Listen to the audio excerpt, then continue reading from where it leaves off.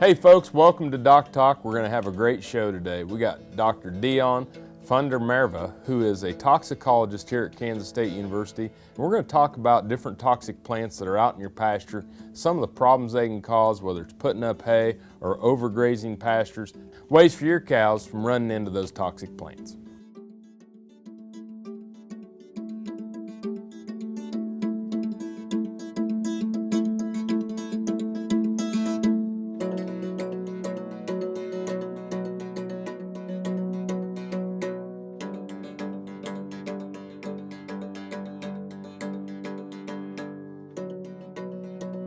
Closed captioning brought to you by Ag Promo Source. Together we grow. Learn more at agpromosource.com. This segment brought to you by Kansas Regenerative Medicine. Your stem cells, your health, your life. Welcome to the show. Thank you very much. Folks, this is Dr. Deon Merwe, who is the head of the toxicology section here at the Veterinary Diagnostic Laboratory at Kansas State University's College of Veterinary Medicine. And Dr. Deon, you see a lot of cases, you see a lot of different things around, and I thought that bringing you on the show to talk to people about toxicology and generally toxic plants out in our pastures, there's quite a few. Yes, it's actually quite surprising how many poisonous plants there are in Kansas. And we don't necessarily think of Kansas as the world's most diverse place in terms of plant life, but if you start counting the number of species and you use as your definition of what a poisonous plant is, plants that have been reported to have caused poisoning, there are about 140 species of poisonous plants in Kansas. and they're present all the time. Yes, that's the other thing that is people sometimes find surprising. You know, these plants are in just about every pasture in Kansas. You'll have a hard time finding a pasture that does not contain any poisonous plants. So the question really becomes, when do they cause problems? Because they obviously don't always cause problems. So understanding those conditions under which the poisonous plants become a risk, that is really the key. So they're there, and then different environmental conditions either have them more prevalent or help the animals select them, something to that nature, and then we start to see the issues? Yeah, so there are a few reasons why this is the fact. So one of the big ones is that most poisonous plants are not that attractive to animals to eat them. So especially grazing animals like cattle, they are adapted to live in an environment that has poisonous plants in it. So there are certain compounds that are produced by the plants that the animals can detect, and if they detect that, then they will move on and eat something else. So when we see most of the problems is when they don't have something else to move on to. So, for example, if you have a severely overgrazed area, then the plants that are non-toxic and more attractive to the animals can be consumed to the extent that they have no choice left but to eat whatever is there, which Right. could be the poisonous plants. And then, of course, there are quite a few other factors as well, like drought, for example.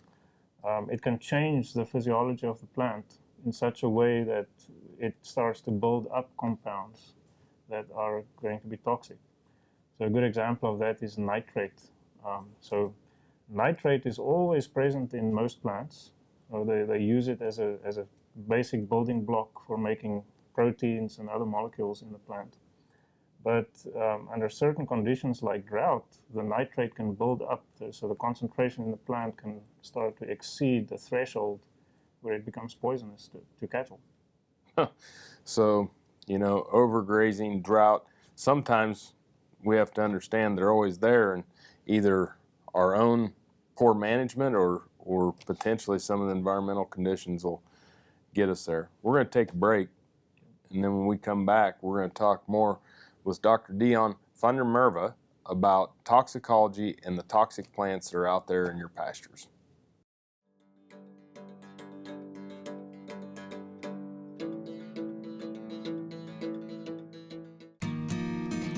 We do business with Blueville because of the quality of their work. It is excellent quality, and because they make a commitment to their customers. We enjoy the benefits of hiring a good company to help us maintain this home. We will always do business with Blueville. We have for many, many years, and there's no reason for us to look for any other service. Through the generosity of Dr. Eva Gardner and Dr. Dan Thomson, Kansans now have the opportunity to support the wildfire relief effort by purchasing a signed and numbered print of the original painting, A Walk Through Henry's Dreams, by Dr. Gardner. This gallery quality print is only $200. Order your print today online or call 785-273-5115. Please help support the Kansas Livestock Foundation Wildfire Relief Fund. Watch Ag AM in Kansas online at agaminkansas.com. DocTalk, brought to you by Santa Fe Trail Meats in Overbrook, or visit us online at sftmeats.com. Hey folks, welcome back to DocTalk. Dr. Dan Thomson here with Dr. Deon Funder Merwe, and we are talking about toxicology, plants, pastures, gardens, different things around your farm that you might not have known was toxic, that could be toxic either to your cattle or to yourselves through your cattle. But you know, when we left, you know, and during the break we talked about some different subjects. But one of the things about people are going to not only have managing the forage that's in the pasture, but then we're going to make hay. Right. And so, what are some of the things that people need to be concerned about, or at least have an awareness about when they're putting up hay? Well, one of the things that, of course, is going to play a role is what are the plants that are being incorporated into the hay. So when you make a hay and you store it for a while and then you present it to animals, maybe during the winter time, there is going to be much less of a selective feeding on that material. So if you incorporate poisonous plants in the pasture, even though the animals will typically avoid those plants if it's growing in the pasture, in a fresh state, when the plant is dried out and mixed with other things in the hay, then they are more likely to actually consume that material. And if it is a plant that contains toxins that tend to persist, so a good example of toxins like that would be alkaloids. So the alkaloid-containing plants, if that material gets into a hay, that hay will become poisonous and will stay poisonous for a very long time. So even if you use that the next year, it will still be a risk. Another thing that can be a risk here is the physiological state of the plant when you make the hay. So this is another good example where nitrate is a factor. Gotcha. So if you have those conditions, let's say you have a drought condition, and the plant has accumulated a dangerous level of nitrate. If you cut the plant at that stage and make hay, the nitrate will be preserved in the hay, and the hay will be poisonous, you know, to animals even, you know, many months or even years later. However, if that plant remains in the pasture and growing conditions get better, so the drought gets broken and it starts growing again, then the plant will actually consume the nitrate, and it will become safe again. Gotcha. So by way of making hay, you actually preserve the toxicity of the material. And some of the places where you have one cutting of hay or maybe two cuttings of hay, you know, with some of the brome pastures and different things like that, it might behoove you, if you're going through a droughty time period, to wait a little bit longer than normal, just based on the nitrates. Can you test the hay before you put it up then to on nitrate levels? You certainly can. And if you have those conditions that you expect can lead to nitrate poisoning, like drought conditions, as well as plants that grow in very highly fertilized soil, so old fields and things like that, areas where you might have distributed manure, those are all risk factors that will make it more likely. So if you have conditions like that, highly fertilized soil, drought conditions, then you should test before you make hay. Cool. Well, let's take a break. When we come back, we've got some fun ones to talk about and things that people probably don't think about when they think about toxicology in their cattle. Thanks for watching Doc Talk. More on toxicology after this.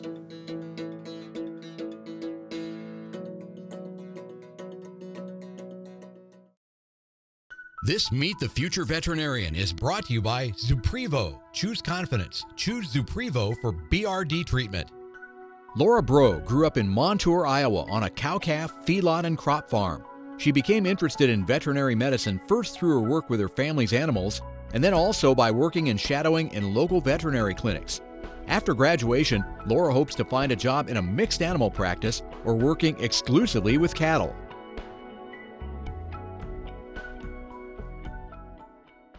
Soil is the life of a farm, and for 25 years, SureCrop liquid crop nutrition has helped growers produce abundant quality crops while preserving and improving the soils they steward. SureCrop offers complete soil and plant analysis with cropping recommendations, delivery direct to your on-farm storage, and quality crop nutrition custom blended for your field. Choose SureCrop for the assurance of excellence for your soil. Call today or visit their website for more information. Here's another gardening tip with Annette Jackson from Jackson's Greenhouse. Well-designed container flower gardens bring beauty to your home, at your entry, on your patio, or placed in a special spot in your landscape.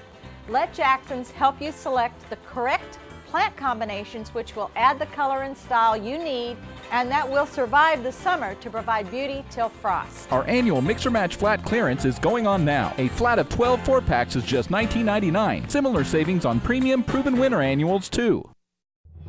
No matter where, no matter why, the Veterinary Health Center at Kansas State University is committed to providing quality patient care to animals and exceptional customer service to their owners.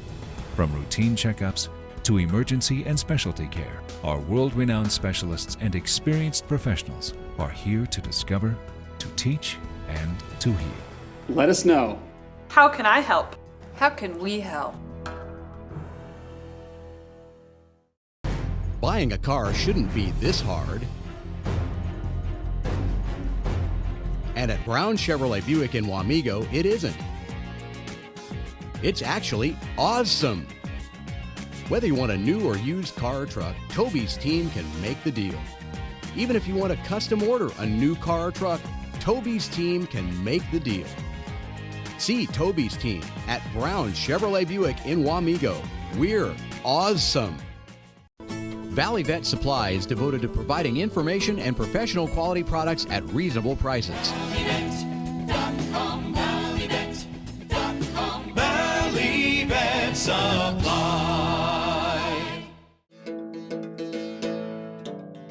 DocTalk, brought to you by the Kansas Soybean Commission. The Soybean Checkoff, progress powered by Kansas farmers.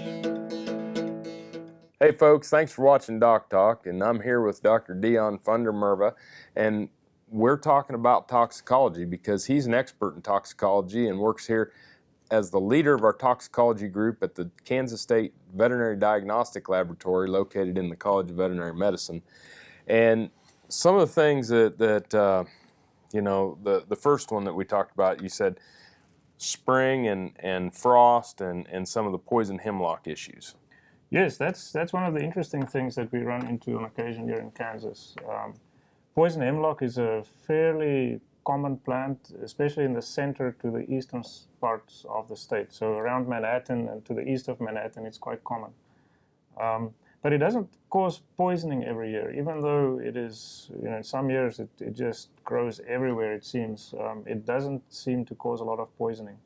However, when we have an early I should say a late frost in the spring, so right. Typically around middle to end of March. That is when the poison hemlock sometimes will be the only green thing that has started growing. So the grass is still brown down, and the only green thing in the pasture will be the poison hemlock. However, they are going to be producing compounds that the cattle find offensive. However, when they get frosted and you get ice crystals that form in the cells, the ice crystals will actually damage the plant cells to the extent that those volatile compounds that cause the aversion in the cattle, those don't stay around in the cells anymore because of the damage to the cells. And then after that frost, for a period of about 2 to 3 weeks, those plants are extremely dangerous because now they are less able to induce aversion in cattle, but they are still the only greenish thing around. So the cattle, and folks, when we talk about aversion, some plants will get a post-ingestive feedback or a negative post-ingestive feedback that after the cow eats something, they don't feel so good.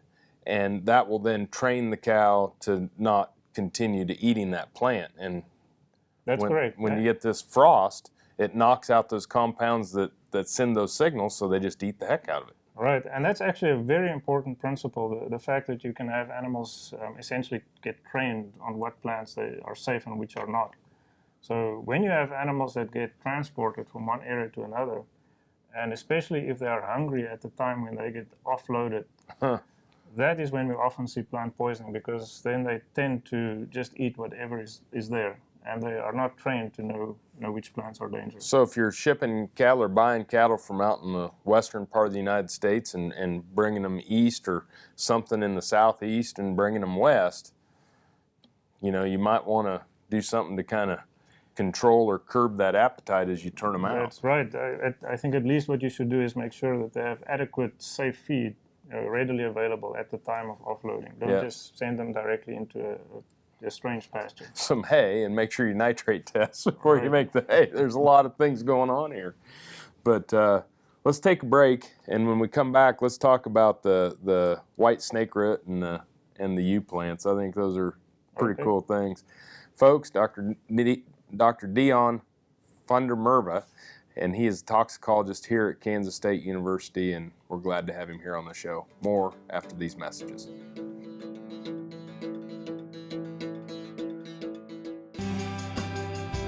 The BQA Tip of the Day, sponsored by Beringer Engelheim Vetmedica, Inc. I'm Dr. Kip Lukasevich with Production Animal Consultation. Today's BQA Tip of the Day is proper SOPs. At the feed yards today, it is important that we keep a list of SOPs. SOPs stand for Standard Operating Procedures. Those operating procedures can entail anything from abortion procedures, castration procedures, and dehorning. The biggest one is the cattle care and handling guidelines. I think it's really important to have those SOPs on hand, just so that when people come and they audit your yard or do an assessment, we at least can show that we've had proper training and we have proper material for those yards. The other thing that we keep in our SOPs is our processing and treatment procedures. And so one of the biggest things here is making sure that we have the drugs that we're using, as well as when we do our treatment procedures, that it's listed out in order as far as what the symptom is, the diagnosis is, as well as what the treatment regimen would be. So that is our tip of the day.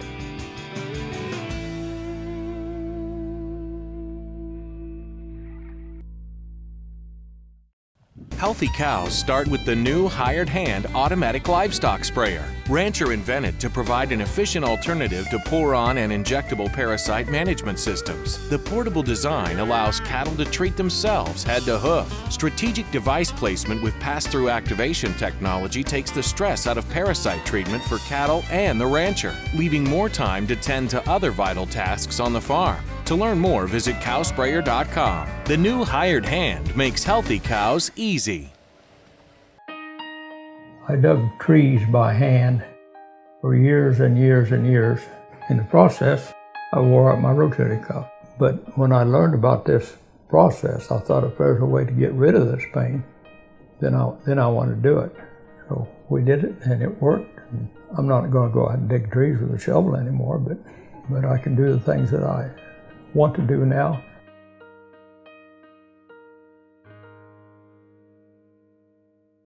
Broadband has become as important to us as highways. That is why DocTalk is teaming up with NTCA, the Rural Broadband Association, and rural broadband companies like Blue Valley Telecommunications in fighting for quality broadband access through the program Smart Rural Communities. I don't think we have any idea what's coming in the future. I couldn't have imagined 5 years ago what we're doing today. So in 2 years, I would guess there's things we can't imagine that we're going to be doing.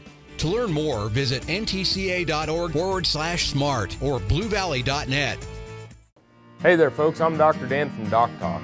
On behalf of myself and the staff at Drovers, I'd like to invite you to our CowCalf Cowboy College in West Des Moines, Iowa on June 20th and 21st. We're going to have speakers such as Mike Apley, Tom Knopfsinger, Chris Reinhardt, and Mr. Dave Nichols from Nichols Angus Farm. For registration, please visit droverscowboycollege.com or call us at 1-877-482-7203. I hope to see you all there.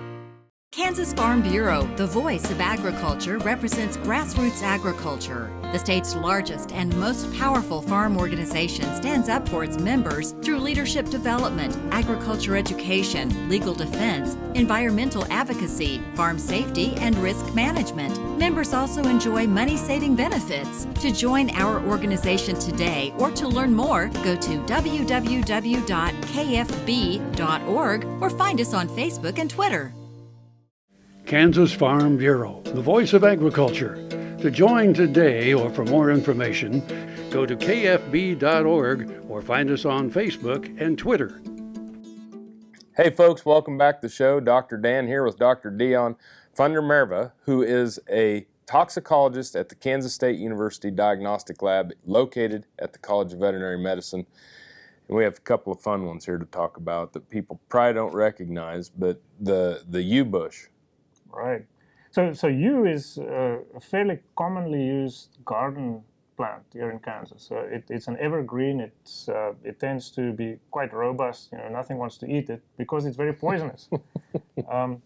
But unfortunately, it is one of those plants that is very, very toxic to cattle. But cattle don't have an inherent aversion to it. So if they get hold of it, they will often eat it. So one of the poisonings that we see, unfortunately, quite commonly in Kansas is when people trim the yew bushes or take them out, and then that material gets thrown out in a way that cattle can get access to it. And it really takes a very surprisingly small amount of plant material to kill an adult cow. Just a few twigs is enough to kill a large bovine. So it is very toxic, very potent. A small amount is quite poisonous, and it kills quickly. So if you got cows and you got evergreen bushes around, make sure that it's not a yew bush, and if it is, don't throw the trimmings over in the pasture with the cows. For sure. Very dangerous. And the other one that was, because we wanted to make sure we got to this one, was the white snake root. All right. So white snake root is a little shrub with tiny white clusters of flowers that grows on it. Towards the middle to the end of the summer, you'll see the white flowers. This time of year, early summer, you'll see just the green leafy material. It's a plant that grows at the edges of forests. So typically you don't see it inside pastures themselves, but if a pasture butts up to a forested area, you tend to see them at those forest edges because it's a plant that's adapted to the intermediate light level. So it can't really stay, live effectively under a deep shade in the forest. And it's too much sun out in the pasture, but when you get that in-between area, that's where they grow. So if you have that condition and dairy cattle get to those plants, they will consume it, and then the milk will become poisonous. To us? To us, as well as to calves. So anything that consumes the milk will actually be at risk of getting poisoned. So beef cows that consume it could give it to their calves. Exactly. And cause poisoning. That is possible, for sure. But you said that there was a famous... An infamous, I should say. Infamous case. Right. So the infamous case of Abraham Lincoln's mother. So this was, of course, back in the early 1800s when people were not familiar with the problem and what it caused, or what it was caused by. So it was known as milk fever at that stage because they knew that this was a problem associated with milk, but they didn't know why. And then later, of course, people figured out that this disease was caused by this compound from the white snake root excreted into the milk. And unfortunately, Abraham Lincoln's mother actually died when he was just a kid. He was about 10 years old when his mother died from this. Well, we can go on and on. We got to have you back on the show, but thanks a million for being with us today. Very welcome. Folks, thanks for watching DocTalk, and if you want to know more about what we do, you can find us on the web at www.doctalktv.com. Remember to always work with your local veterinarian. Thanks for watching us today. I'm Dr. Dan Thomson, and I'll see you down the road.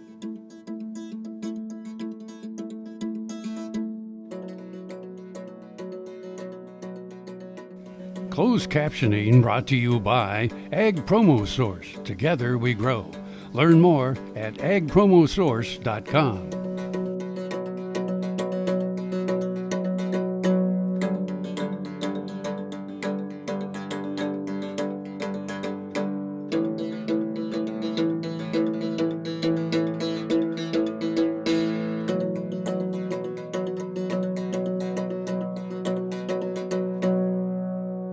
Watch Ag AM in Kansas online at agaminkansas.com.